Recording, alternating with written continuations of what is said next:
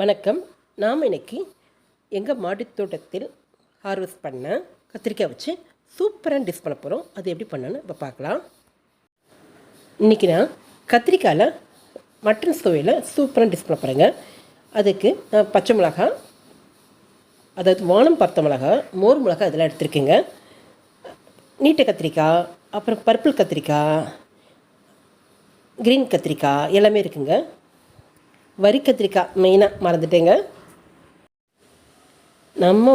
நம்ம தோட்டத்திலே காய்கறி விளைவிச்சோன்னா அதில் கிடைக்கிற டேஸ்ட்டே வேறுங்க. அது தனி சுவையை கொடுக்குங்க. இப்போது அதில் எப்படி பண்ணலாம் பார்க்கலாம். நான் இன்றைக்கி ஹார்வெஸ்ட் பண்ண கத்திரிக்காய் ஒரு 2 கிலோ அளவுக்கு இருக்குங்க. இப்போ நம்ம ஒரு 1/2 கிலோ அளவுக்கு கத்திரிக்காய் எடுத்திருக்கேன். நீட்ட கத்திரிக்காய் தான் எடுத்துருக்கேங்க. 2 வெங்காயம், ஒரு முழு பூண்டு, ஒரு துண்டு இஞ்சி, 3 தக்காளி, கொஞ்சம் சின்ன வெங்காயம், இது எல்லாத்தையும் நல்லா கழுவி எடுத்துட்டேங்க. இப்போ இதெல்லாம் பொடிசாக கட் பண்ணி எடுத்துக்கலாம். கத்திரிக்காயை தேவையான அளவு கட் பண்ணிக்கோங்க. கடாய் நல்லா காஞ்சிச்சுங்க. இப்போ இதில் எண்ணெய் சேர்த்துக்கலாம். இந்த கத்திரிக்காய்க்கு நல்லெண்ணெய் உபயோகப்படுத்துங்க. சுவை அதிகமாகுங்க. எண்ணெய் காஞ்சிடுச்சுங்க.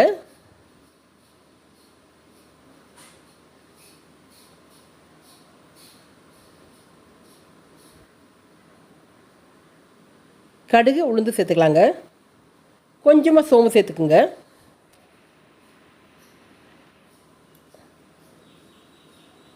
கடுகு பொரியட்டுங்க.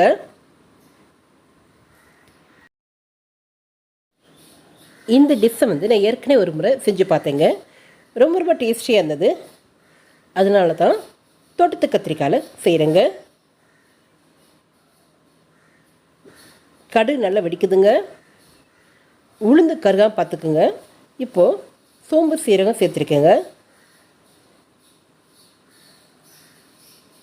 இது நல்லா பொரியட்டுங்க. நம்ம இது கூட மீல் மேக்கர் சேர்க்கலாங்க. அதே மாதிரி உருளைக்கிழங்கு சேர்த்து செய்யலாங்க. ரொம்ப டேஸ்டியாக இருக்கும். நீங்கள் ஒரு முறை செஞ்சு பாருங்கள். நம்ம சேர்த்த பொருட்கள்லாம் பொரிஞ்சிருச்சுங்க. இப்போ வெங்காயம் சேர்த்துக்கலாம். நல்லா வதக்கலாம்.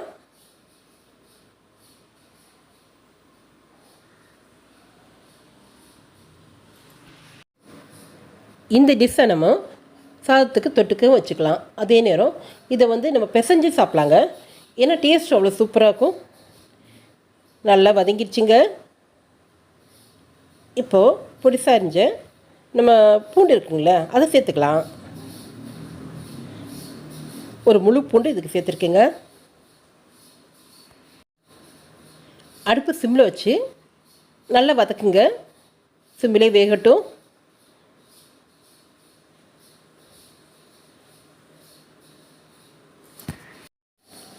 நல்லா வதங்கிடுச்சுங்க. அடுத்து பச்சை மிளகாய் சேர்க்க போகிறேன். நான் இன்றைக்கி வானம் பார்த்த மிளகாய் தான் இதில் சேர்க்க போகிறேன். டேஸ்ட் ரொம்ப சூப்பராக இருக்குங்க. ஆனால் காரம் இருக்காது. ஒரு 10 பச்சை மிளகாய் சேர்த்துக்கலாம். பாருங்கள், குண்டு குண்டாக நல்லா சகப்பாக இருக்குங்க. டேஸ்ட் அருமையாக இருந்தது. அதையும் சேர்த்து நல்லா வதக்கலாம். அதே நேரம் மோர் மிளகாய் அதையும் சேர்த்துக்க போகிறேன். இதுவும் நம்ம தோட்டத்தில் இருக்கிறதுங்க.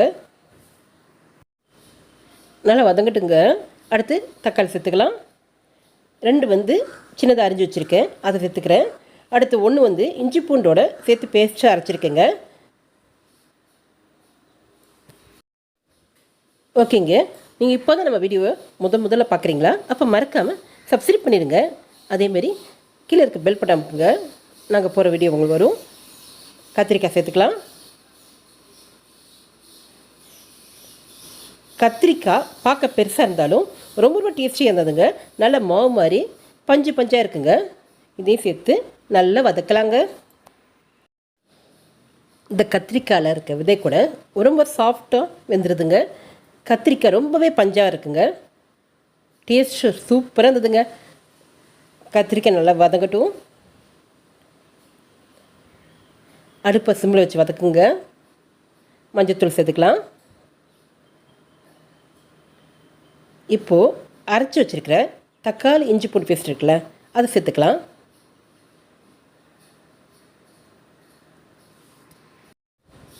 அடுத்து குழம்பு மிளகாத்தூள் 1 டீஸ்பூன் அளவுக்கு சேர்த்துக்க போகிறேங்க.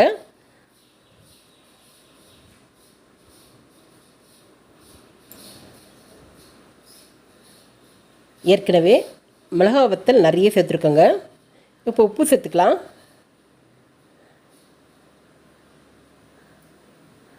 நல்லா வதக்கலாம்.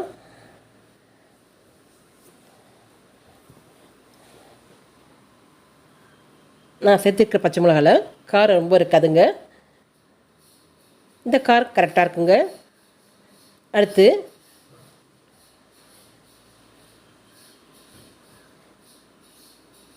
கரம் மசால், காஷ்மீர் மிளகாத்தூள் 1 டீஸ்பூன் இதை சேர்த்துக்க போகிறோம். இதையும் சேர்த்து கிண்டி விடலாம். நாம் இதுவரை தண்ணி சேர்க்கலாங்க. பாருங்கள், சைடெல்லாம் எண்ணெய் பிரிஞ்சு வருது.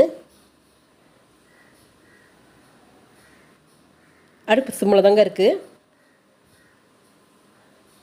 அப்படியே வதக்கலாம். இந்த கத்திரிக்காய் கறி சப்பாத்திக்கும் சூப்பராக இருக்குங்க. அதே மாதிரி இட்லி நம்ம தோசைக்கும் சூப்பராக இருக்கும், சாதத்துக்கும் சூப்பராக இருக்குங்க. எல்லாத்துக்குமே சூப்பரான சைட் டிஷ்ஷுங்க. டேஸ்ட் ரொம்ப சூப்பராக இருக்கும். நீங்கள் ஒரு முறை செஞ்சு பாருங்கள். ஓகே, நல்ல எண்ணெய் பிரிஞ்சு வருதுங்க, தெரியுதுங்களா? அப்படியே சிம்பிளையே இருக்கட்டுங்க. வாசனை கம கமன் இருக்குங்க. சூப்பராக டேஸ்டியாக இந்த டிஷ்ஷை நீங்கள் கண்டிப்பாக ஒரு முறை செஞ்சு பாருங்கள். நாம் இதுவரை தண்ணி சேர்க்கலாங்க. இப்போ தான் 1 டம்ளர் அளவுக்கு தண்ணி சேர்க்க போகிறேங்க. இந்த கத்திரிக்காயில் நிறைய தண்ணி ஊற்றிடாதீங்க. அப்படி ஊற்றுனீங்கன்னா கத்திரிக்காய் செலன்னு இருக்கும். அப்பப்போ ஊற்றி வதக்குங்க, அப்போ டேஸ்ட்டாக வரும். நம்ம கத்திரிக்காய் இப்போ சூப்பராக ரெடியாக இருக்குங்க. கத்திரிக்காயில் நல்லெண்ணெய் சேர்த்து பயன்படுத்தும் போது டேஸ்ட் ரொம்ப ரொம்ப அதிகமாக இருக்குங்க. இப்போ கத்திரிக்காய் சூப்பராக சாப்பிட ரெடியாக இருக்குங்க. ரொம்பவே டேஸ்டியான சூப்பரான கத்திரிக்காய் டிஷ்ஷை நீங்கள் பண்ணி பாருங்கள். எப்படி இருக்குன்னு சொல்லுங்கள். மறக்காமல் சப்ஸ்கிரைப் பண்ணிடுங்க. கீழே பெல் பட்டன் அமுக்குங்க. அப்போ தான் நாங்கள் போகிற வீடியோங்க வரும். நன்றி.